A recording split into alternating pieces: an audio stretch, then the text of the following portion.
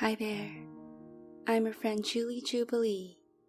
Tonight, I invite you to relax with me and let your stress go through this short story about a heavenly plant that found itself in the middle of a lush forest.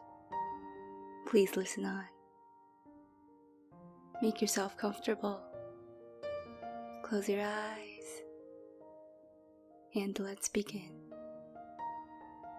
A leaf from heaven.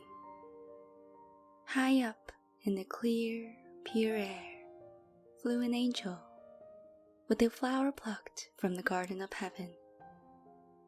As he was kissing the flower, a very little leaf fell from it and sunk down into the soft earth in the middle of a wood. It immediately took root, sprouted, and sent out shoots among the other plants. "What a ridiculous little shoot," said one. "No one will recognize it, not even the thistle nor the stinging nettle." "It must be a kind of garden plant," said another. And so they sneered and despised the plant as a thing from a garden.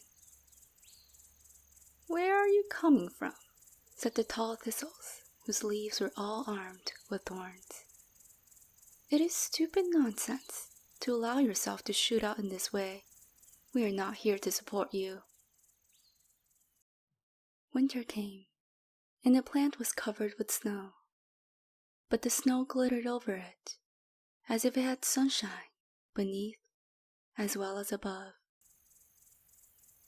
When spring came, the plant appeared in full bloom, a more beautiful object than any other plant in the forest.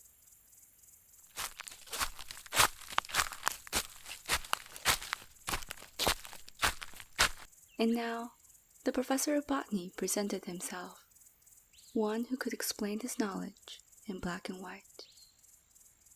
He examined and tested the plant, but it did not belong to his system of botany, nor could he possibly find out to what class it did belong. "It must be some degenerate species," said he. "I do not know it, and it is not mentioned in any system." "Not known in any system," repeated the thistles and the nettles. The large trees which grew around it saw the plant and heard the remarks, but they said not a word, either good or bad, which is the wisest plan for those who are ignorant.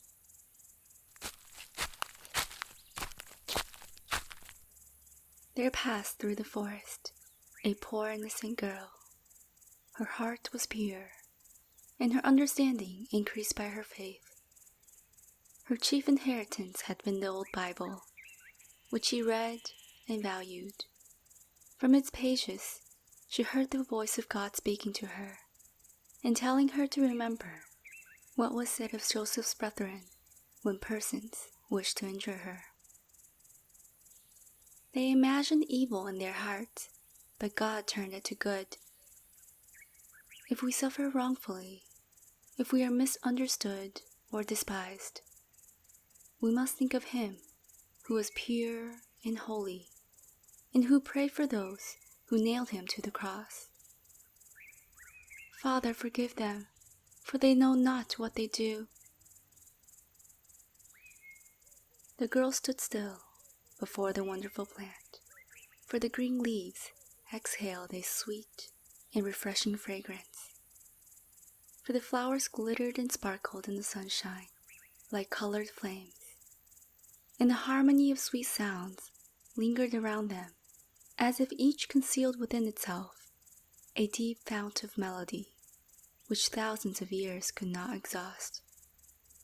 With pious gratitude, the girl looked upon the glorious work of God, and bent down over one of the branches, that she might examine the flower and inhale the sweet perfume.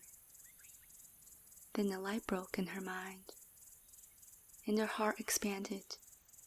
Gladly would she have plucked a flower, but she could not overcome her reluctance to break one off. She knew it would soon fade, so she took only one single leaf, carried it home, and laid it in her Bible, where it remained evergreen, fresh, and unfading.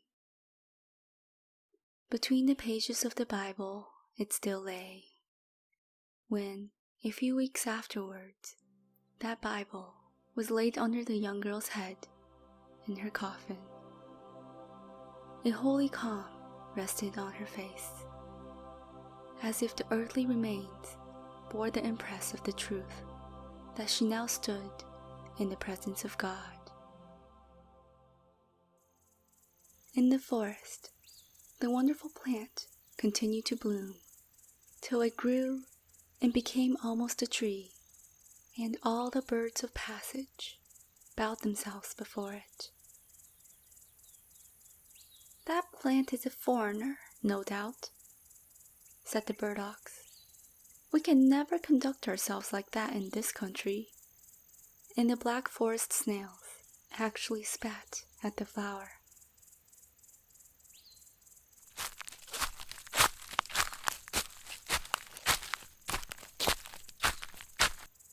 Then came the swineherd. He was collecting thistles and shrubs to burn them for the ashes. He pulled up the wonderful plant, roots and all, and placed it in his bundle. "This will be useful as any," he said.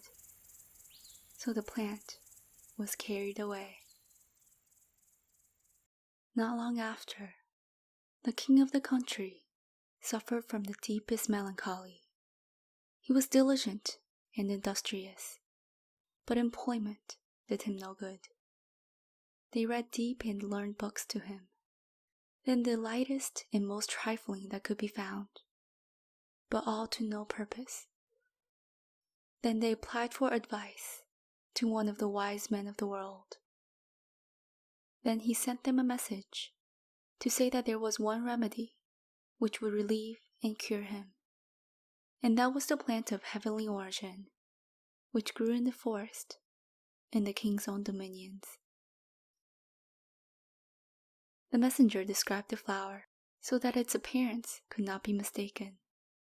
Then said the swineherd, "I'm afraid I carried this plant away from the forest in my bundle, and it had been burnt to ashes long ago, but then I did not know any better." "You did not know any better?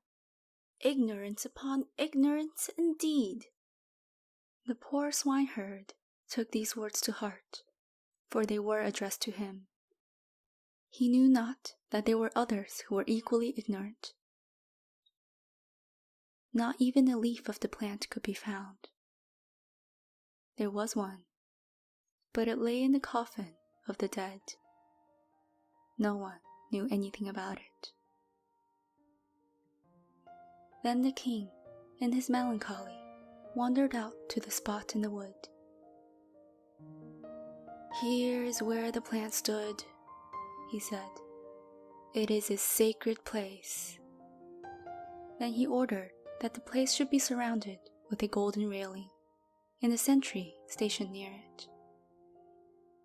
The botanical professor wrote a long treatise about the heavenly plant, and for this he was loaded with gold, which improved the position of himself and his family. The plant had disappeared, and the king remained as melancholy and sad as ever. But the sentry said he had always been so.